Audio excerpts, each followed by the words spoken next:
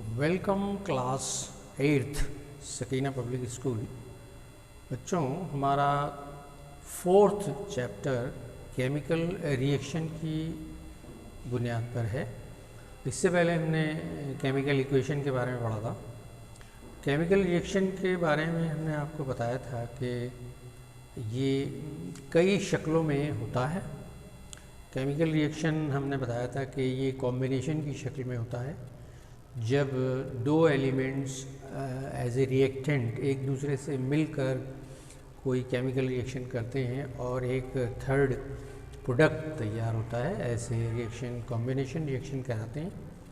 इसके रिवर्स में हमने बताया था आपको डिकम्पोजिशन रिएक्शन कहलाते हैं। डिकम्पोज यानी अगर हम कोई ऐसा कंपाउंड लें जिसको उसके केमिकल रिएक्शन के हालात मैसर कराए जाएँ तो वो अपने कंस्टिट्यूएंट एलिमेंट्स में डिकम्पोज हो जाता है।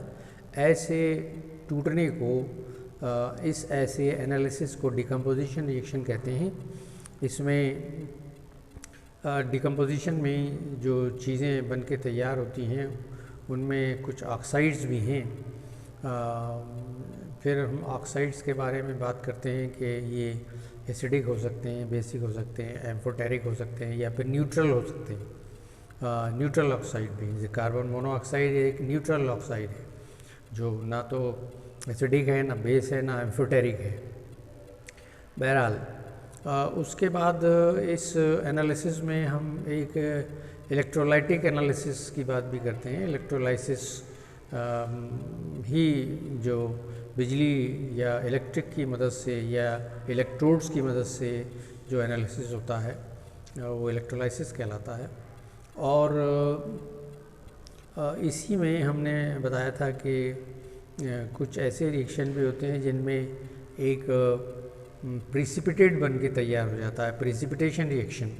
तो इसके बाद हमने बताया था कि सिंगल डिस्प्लेसमेंट रिएक्शन में कोई एक्टिव एलिमेंट किसी कम एक्टिव एलिमेंट को उसके कंपाउंड से अलग कर देता है, सेपरेट कर देता है। उसके बाद हमने बताया डबल डिस्प्लेसमेंट रिएक्शन में दो कंपाउंड जब रिएक्ट करते हैं केमिकली तो उनके रेडिकल या आयंस आपस में एक्सचेंज कर लेते हैं। यानी एक कंपाउंड का कुछ भाग दूसरे कंपाउंड के साथ और दूसरे कंपाउंड का कुछ भाग पहले कंपाउंड के साथ मिलकर जमा हो जाता है दूसरी जगह। इसमें जो बहुत ख़ास है वो हमने बताया था न्यूट्रलाइजेशन रिएक्शन, इसमें बहुत ख़ास है। न्यूट्रलाइजेशन रिएक्शन में हमने बताया था शायद पहले कभी कि अगर कोई एसिड है और उसको किसी बेस के साथ रिएक्ट कराया जाए तो उसके प्रोडक्ट में एक तो सॉल्ट तैयार होगा और एक पानी तैयार होगा। इतनी बात हमने आपको बताई थी। उसके बाद आज हम जिक्र करेंगे एक्सोथर्मिक और एंडोथर्मिक रिएक्शंस के बारे में। जैसा कि नाम से ज़ाहिर हो रहा है, एक्सोथर्मिक रिएक्शन का मतलब है जिसमें थर्म या हीट एग्जिट कर रही है या निकल रही है।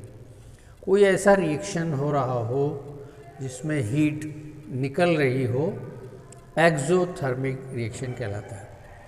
जैसे मैग्नीशियम का वायर उस बहुत कम टेम्परेचर पर वो जलने लगता है और बहुत सारी सफ़ेद रोशनी निकलती है और हीट निकलती है। ये एक एक्सोथर्मिक रिएक्शन है।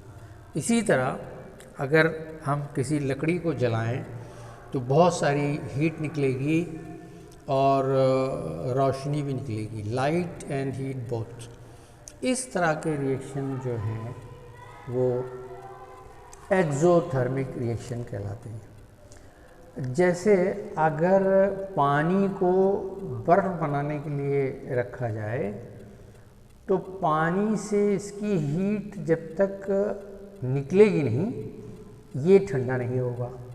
तो ये भी यानी conversion of water into ice, ये भी एक एक्सोथर्मिक रिएक्शन है।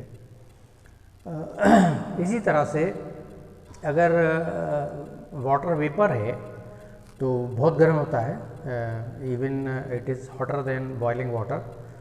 तो अगर इसको कंडेंस किया जाए, इसको ठंडा करके फिर पानी बनाना चाहे, ये भी एक एक्सोथर्मिक रिएक्शन है, क्योंकि इस वाटर वेपर से अगर हीट निकलेगी नहीं तो ये ठंडा नहीं होगा। तो ये हुए एक्सोथर्मिक रिएक्शन, और भी होते हैं। उसके बाद दूसरी कैटेगरी है एंडोथर्मिक रिएक्शन। एंडो का मतलब होता है जिसमें दाखिल हो रही हो, जिसमें एब्जॉर्ब हो रही हो हीट। तो ऐसी रिएक्शन भी हैं जिनमें हीट एब्जॉर्ब होती है और उसके बाद केमिकल रिएक्शन होता है।